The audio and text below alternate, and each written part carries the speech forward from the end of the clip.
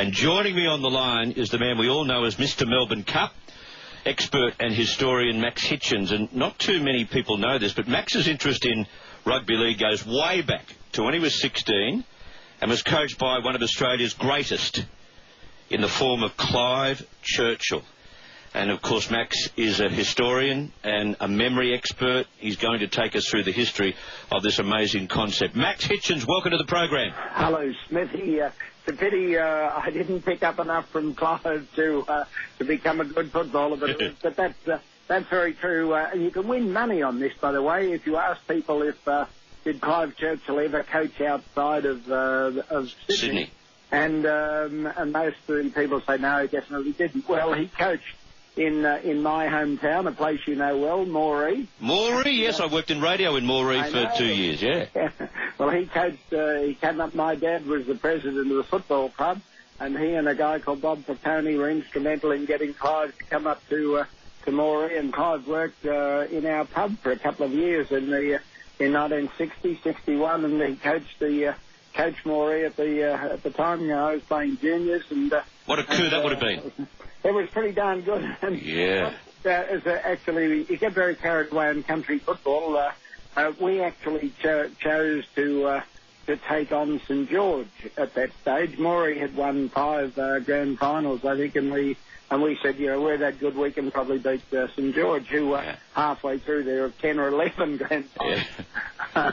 That was a learning curve. Wow, wow. Tell me about crowds for State of Origin, because, you know, we usually talk in terms of sellouts, especially for games 1 and 2 in this series, and if there is a decider, the third is usually a sellout as well. But what's been the smallest ever State of Origin crowd?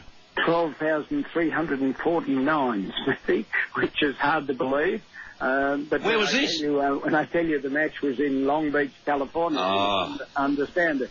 Remember they took in, they decided to do a match, international match, so it was which wasn't all that successful. And interestingly enough, the largest State of Origin crowd wasn't in Brisbane and it wasn't in Sydney, it was in Melbourne.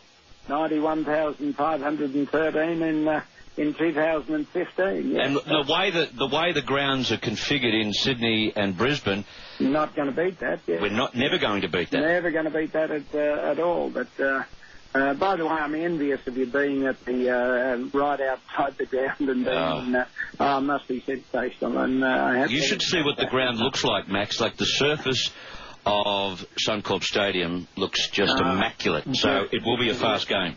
Oh, and it's the best stadium in the country. It is a fantastic stadium. You're right on top of it. Now, what about my mate Billy Moore, who I often have on the program? He came up with the catch cry, Queenslander. Queenslander. Is he a Queenslander? What a good question that is, Nettie. And isn't Billy Moore a good bloke? I got to know him when he was playing with Jason Taylor. Fabulous guy, Billy Moore. Yeah. But he's not a Queenslander. Queenslanders will argue this with you.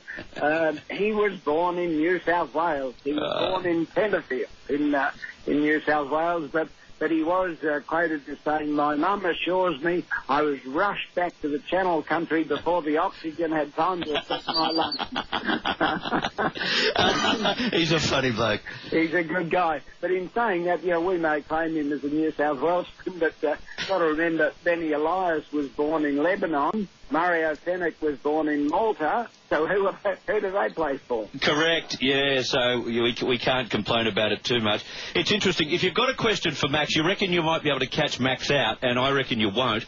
But if you want to jump on our open line right now, we might be able to do this for the next few minutes. 131873. Jump on the line and ask Max a State of Origin question. Smithy, if I don't know the answer, I'll guarantee I'll find out for you, and we'll tell them at some stage later on in the day or at the next State of Origin or whatever. Yeah, now tell me of the players sent off in State of Origin history. Craig Greenhalgh was sent off in 1996, Gordon Tallis was sent off in 2000, and Trent Waterhouse was sent off in 2009. Yeah. We tend to think that they shouldn't be sent off in State of Origin, but it does happen. Another interesting stat I thought you'd like is a father and son combination. Who? I'm talking Steve Rogers. And, of and course. Steve Rogers played for New South Wales. Yeah. And Matt Rogers played for Queensland in 1999-2000. Yes, of course. Yeah, bit of fun. Did you know there's a women's state of origin, Smithy?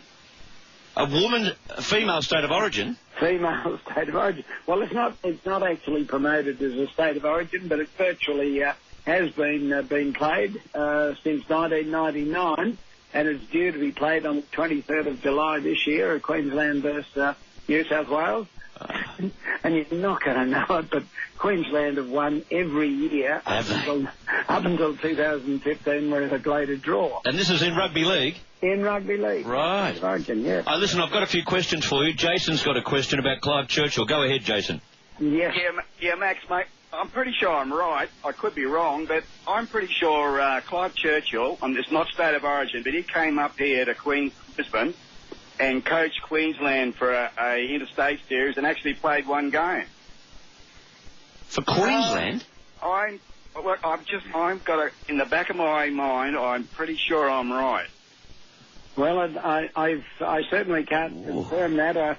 I don't think he did, but I wouldn't. You're pretty solid on what you're saying, so I won't argue with you. But I just wanted you to clarify, because I just thought he did. I'm pretty sure he was up here in the 50s or the 60s and whatever. I can't remember. Okay, well, Jason, we can find out. We'll find that out, Max. That's a really interesting statistic. It's a great question. Yeah, we'll see what we can find out about it. Yeah, Boydie's got a question for you, Max. Go ahead, Boydie. Hey, Max, how you going? Fantastic, Boydie. Is that the same Max Hitchins that was tied up with hotels at one stage? That's the same guy, yeah, same guy. At a pub in Moree. Mate, I did the course with you when I got my licence to become a publican. Oh, good on you, good on you. Apart from that, I actually at the time had my hotel up at Tenterfield in northern New South Wales. I saw Billy Moore play his first game of grade rugby league, Group 19 First Division for Tenterfield against the Moree Boomerangs. He played under 18s. He played the full game of reserves in the last 20 minutes of first grade. I did not know that Billy Moore played for Tenterfield. That's fabulous. He certainly did. He played with the Tenterfield Tigers, and I was at the game when he played. So he did play all his first senior football in New South Wales. But the rules have changed now, right? The rules have changed. Yeah, but they were changed to suit them. Yeah. I'll tell you another. Sorry, go on. Tell you another, Boydie, talking of unusual stats. Clive Churchill, when he was in Moree, I remember we were playing Inverell up in that part of the world, and it was the world's worst day. We played early in the juniors, freezing cold, wet, rainy, and Clive took the Moree team off the field after about 20 minutes. He said, no, this is too cold and too wet and too awful. Yeah, the bones will be too brittle. And took them off the field. How funny. Yeah. Boydie, thank you very much for that. And can I tell you, Max, this is something that you may not know. During my time at 2VM in Moree, I used to actually call the rugby league on the weekend. Oh, did you? Yeah, between the Boomerangs and the Tamworth teams and the Moree team and all the other teams that played Wee War. I remember doing a broadcast in the back of a truck at Wee War because there were so many people watching the Wee War Moree game. I had to get elevated and did and broadcast the game. I called the football from the back of the truck at Wee War. Thank you, Max Hitchins. Great to catch up. Thanks, Billy. Good on you. Historian, memory expert, state of origin encyclopedia himself, Max Hitchins.